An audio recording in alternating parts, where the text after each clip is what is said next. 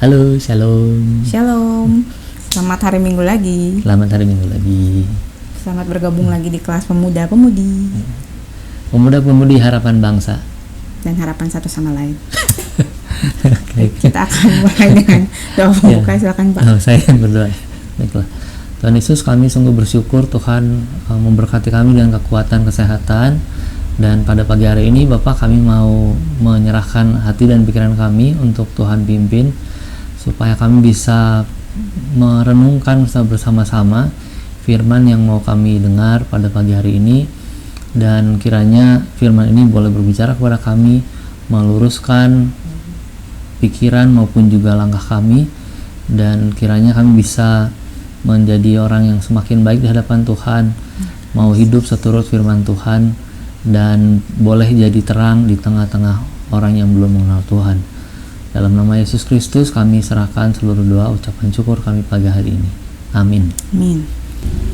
Ya, jadi pelajaran minggu hari ini berjudul Ajaran Kristen tentang Perceraian. Perceraian? Ya. Gak salah Ci, gitu ya. Gak salah Bu. Nikah juga belum. Tahu ini jodoh saya bukan juga belum. Belum ada yang jadi pacar. Bahkan mungkin belum ada yang naksir. Aduh, bener kejauhan.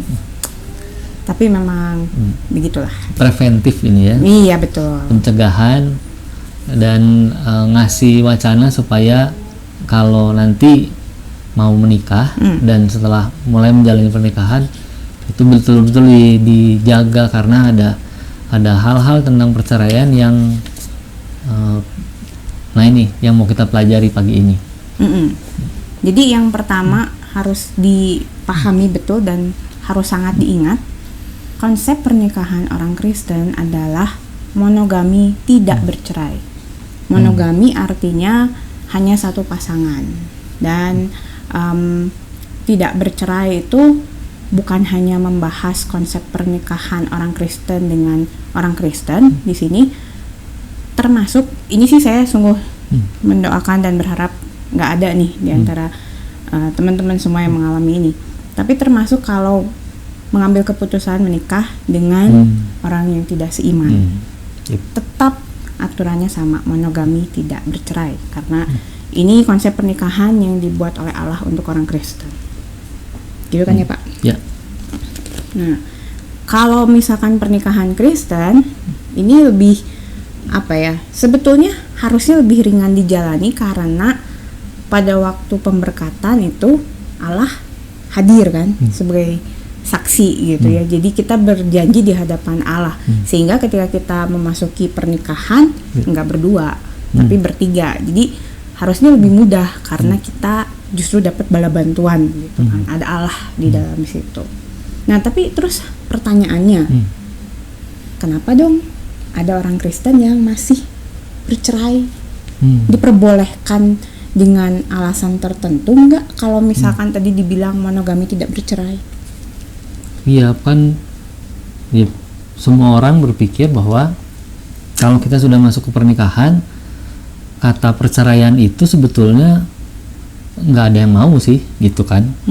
Tapi terus yang jadi persoalan, nggak cocok. Iya. Setelah dijalani ternyata kok perempuan dan laki-laki. Iyalah ya. Iya.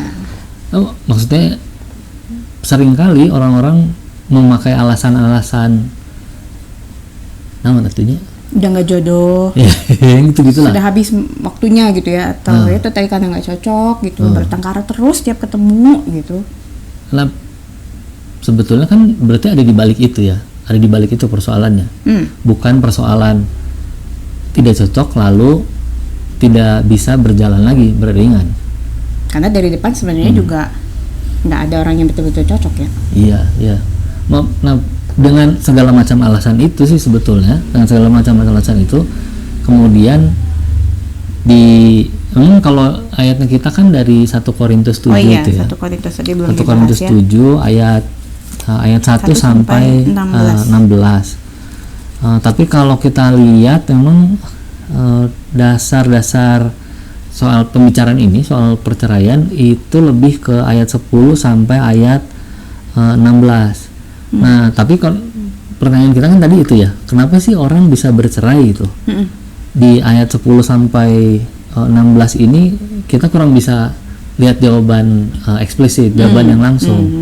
Tapi Paulus bikin pernyataan-pernyataan di sini itu berdasarkan apa yang Tuhan Yesus nyatakan sebelumnya. Adanya di Matius ya. Matius pasal 19. Nah, kenapa orang bisa bercerai gitu ya?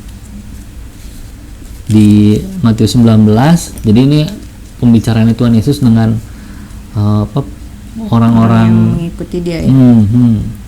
Nah, terus pertanyaannya gini, apakah diperbolehkan orang menceraikan istrinya dengan alasan apa saja? Itu ayat 3. Gitu. Terus Tuhan Yesus jawab, tidakkah kamu baca bahwa Ia yang menciptakan manusia sejak semula menjadikan mereka laki-laki dan perempuan? Dan firman-Nya, sebab itu laki-laki akan meninggalkan ayah dan ibunya dan bersatu dengan istrinya sehingga keduanya itu menjadi satu daging. Demikianlah mereka bukan lagi dua, melainkan satu. Karena itu apa yang telah dipersatukan Allah. Pernyataan selanjutnya apa? Tidak boleh diceraikan manusia. Jadi waktu penciptaan Adam Allah membuat Adam tertidur lalu diambil tulang rusuk, itu kan seperti dipisahkan ya. Bagian dari Adam diambil lalu dibuat satu bentuk lagi, kemudian dipersatukan itu. Nanti kita kembali ke Kejadian. Tapi kira-kira kemudian Tuhan Yesus bilang, kenapa orang masih bisa melakukan perceraian? Ayat 7, apakah sebabnya Musa memerintahkan untuk memberikan surat cerai jika orang menceraikan istrinya? Kata Yesus kepada mereka, karena ketegaran hatimu. Dan selanjutnya saudara, jadi teman-teman, jadi ini bicara tentang ego di dalam orang. Lalu mereka bertemu dalam pernikahan dan sama-sama nggak bisa jaga ego, nggak mau toleransi terhadap orang yang lain, pasangannya, sehingga masuklah dalam perdebatan yang nggak berhenti itu. Awalnya cocok kok waktu pacaran, kecuali pacarannya baru sehari kemarin, baru langsung nikah, terus nganggep bahwa nggak cocok. Mungkin. Tapi jangan lupa juga bahwa apa yang sudah dipersatukan Tuhan tidak boleh diceraikan manusia. Apapun itu, kalau misalnya pernikahannya dalam pemberkatan Kristen, itu berarti sudah dipersatukan. Kalau pernikahannya di luar, itu mau pernikahan secara adat, secara agama yang lain, itu nanti beda. Kita lihat juga ya. Jadi kita bahas juga itu di akhir pelajaran. Nah, dan ketika misalkan pernikahan Kristen ini tetap mau diakhiri, itu nggak sesederhana kita ke pengadilan lalu ketok palu selesai gitu ya, lalu kita move on dengan hidup kita masing-masing gitu.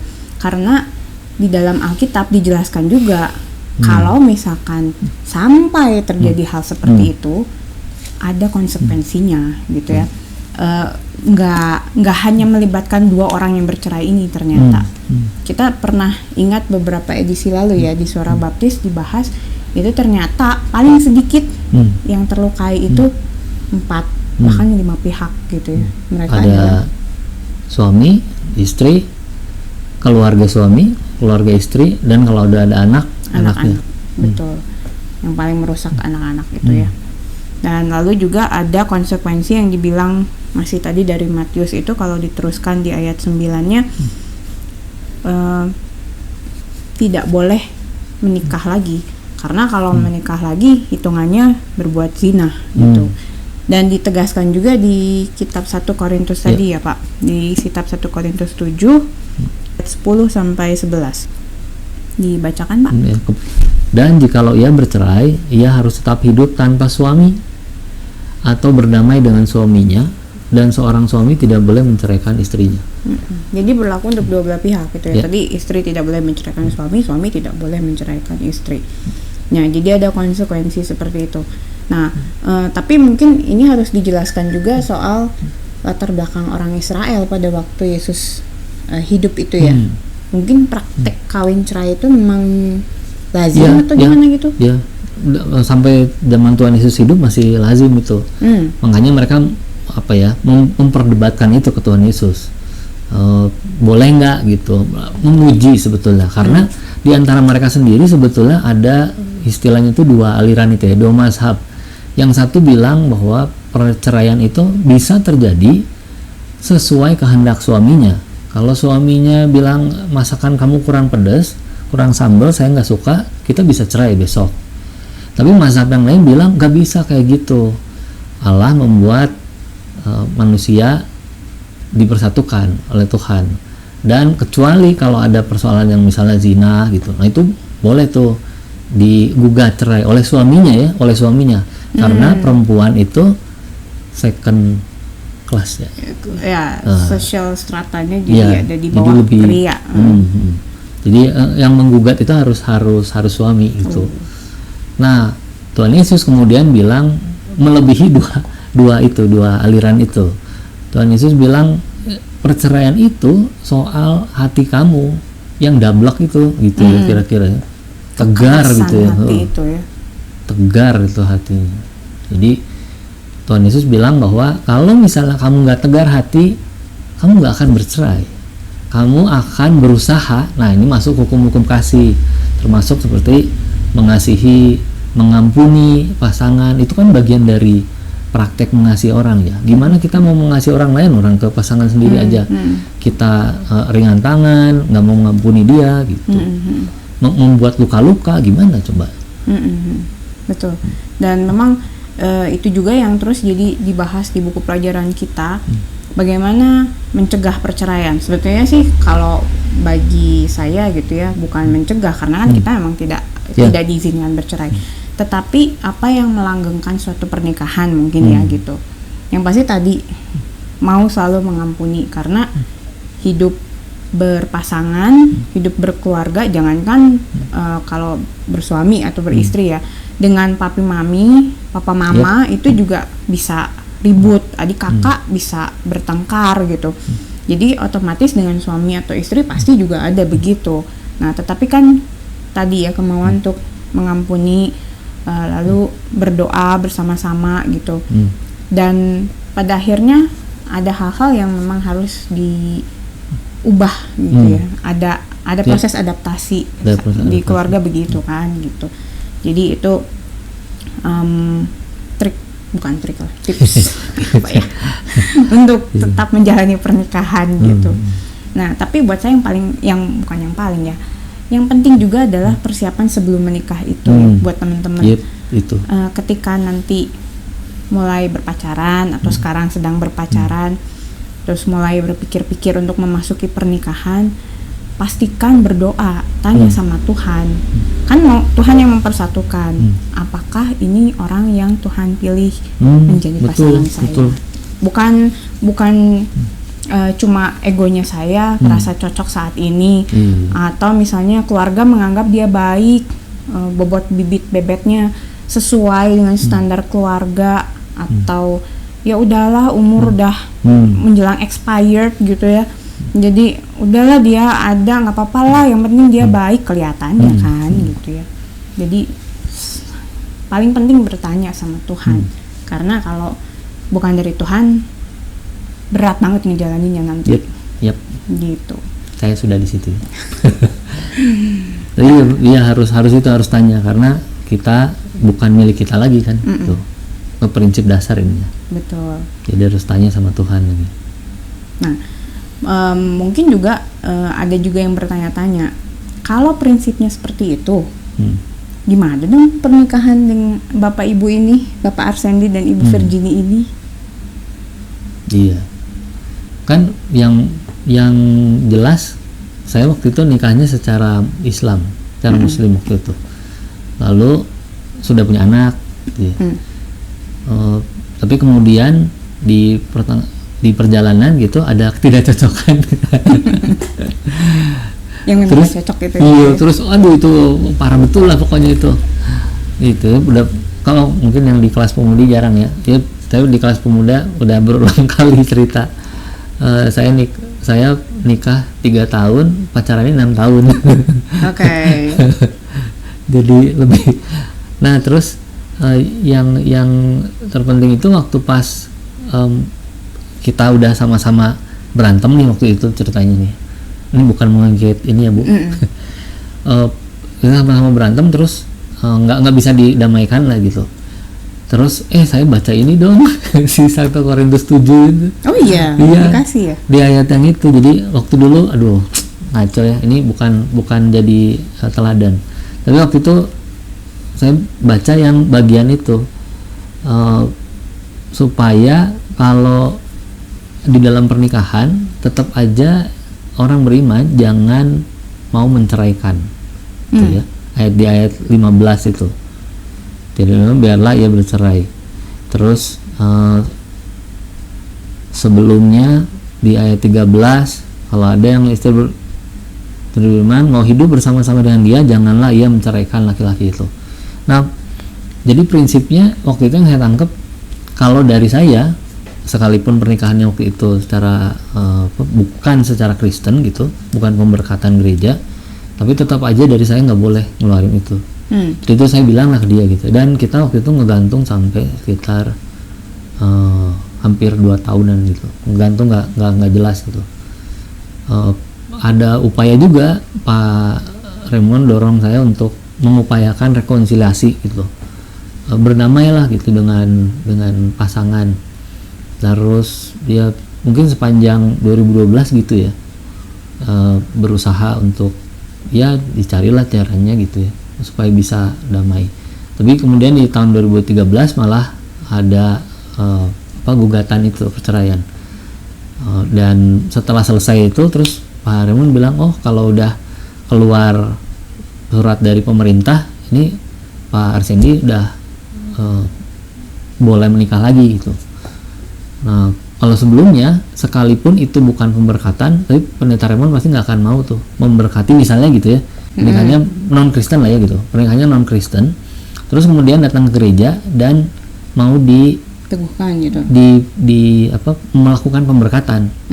Nggak bisa itu, pasti pendeta Raymond nggak akan menyetujui itu, karena secara kita juga mengakui di gereja sendiri, kita mengakui kan ada pernikahan yang dilakukan oleh lembaga negara gitu. Pernikahan secara negara yang diakui oleh negara diakui juga oleh gereja gitu. Ada keabsahannya gitu ya, keabsahannya. Nah jadi kalau misalnya waktu itu posisinya saya belum bercerai, saya nggak bisa menikah dengan Bu Virgin gitu. Tapi karena sudah selesai dianggapnya sudah bisa menikah. Tapi ya itu jauh sih, itu belum kenal ibu ini. Ya udah kenal sih ya, cuma saya duluan di situ, saya kuncen.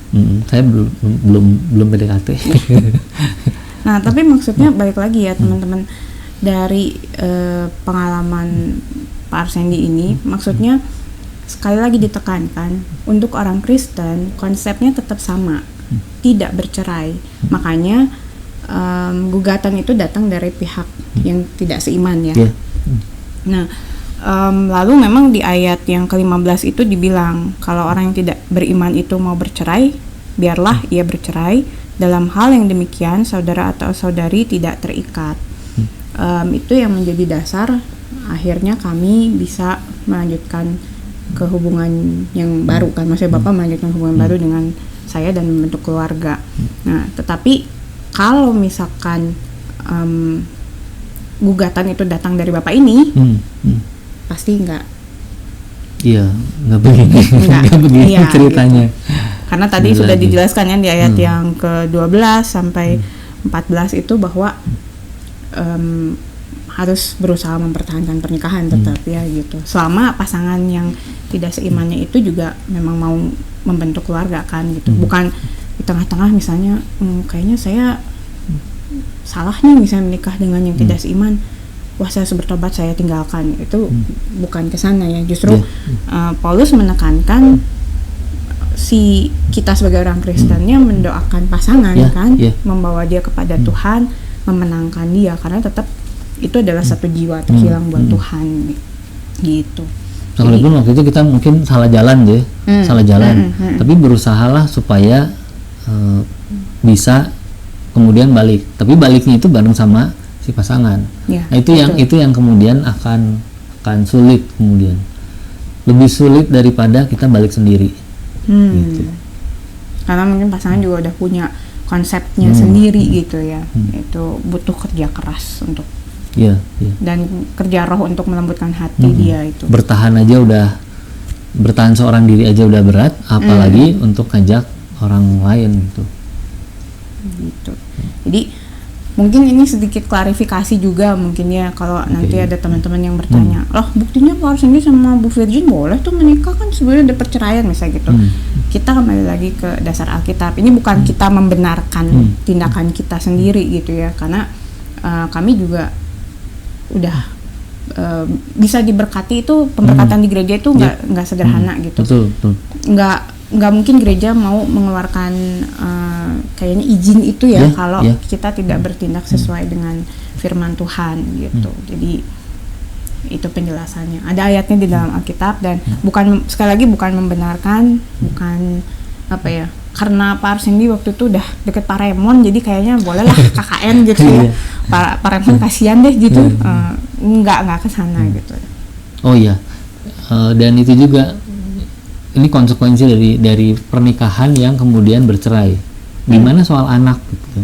Gimana soal anak? Di ayat 14 di 14b itu dibilang, andai kata tidak demikian niscaya anak-anakmu menjadi anak cemar. Tapi sekarang mereka adalah anak-anak kudus. Bayangin anak saya bahwa yang dari buah dari pernikahan sebelumnya itu datang ke gereja dan dia adalah anak cemar gitu. Bayangkan bahwa dia harus mengalami berbagai pengudusan gitu, karena dia dari yang cemar harus masuk ke dalam yang kudus. Tapi firman Tuhan bilang bahwa anak itu dikuduskan oleh orang tuanya, sekalipun orang tuanya ini ya gitu ya. Saya pribadi kalau ngelihat ayat ini lagi sekarang jadi wah luar biasa itu ya. Tuhan itu menjaga saya supaya saya nggak ngaconya itu nggak lebih jauh dari itu. Kalau lebih jauh udah nggak tahu deh kayak gimana lagi itu bisa kembalinya itu soalnya waktu saya kembali itu harus bareng dengan pemulihan di Diandra juga.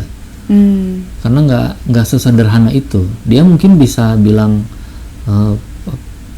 sepertinya tegar gitu, tapi di dalam kita nggak tahu itu konsekuensi dari kesalahan yang dia bukan yang dia bikin gitu, yang dibikin sama orang tuanya, yang dibikin sama saya gitu, dan dia harus tanggung itu.